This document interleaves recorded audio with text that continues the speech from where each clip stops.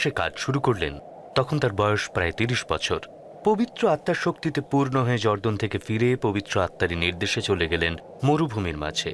সেখানে ৪০ দিন ধরে শয়তানের নানা প্রলোভনের সম্মুখীন হলেন। এই কদিন তিনি কিছুই খাননি।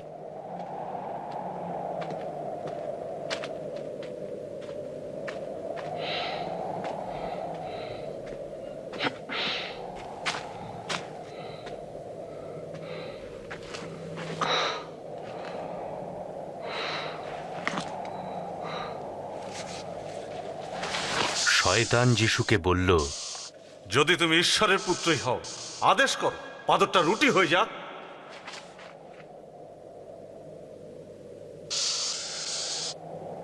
লেখা আছে, মানুষ কেবল রুটিতে নয়, ঈশ্বরের বাক্যেই বেঁচে থাকে।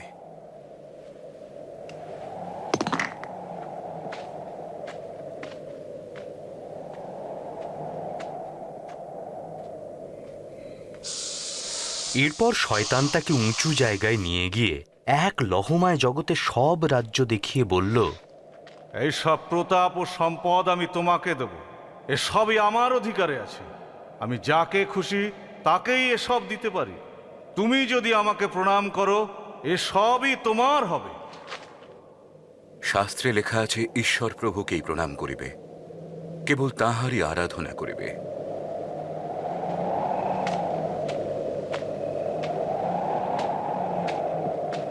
এরপর শয়তান যিশুকে জেরুসালেমের মন্দিরের সর্বোচ্চ চূড়ায় নিয়ে গেল।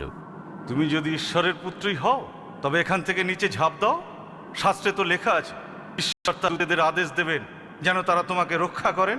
এও লেখা আছে, তারা তোমাকে হাতে ধরে তুলে নেবে যেন তোমার পায়ে আঘাত না লাগে। শাস্ত্র বলে, তুমি আপন ঈশ্বর প্রভুর পরীক্ষা করিও না।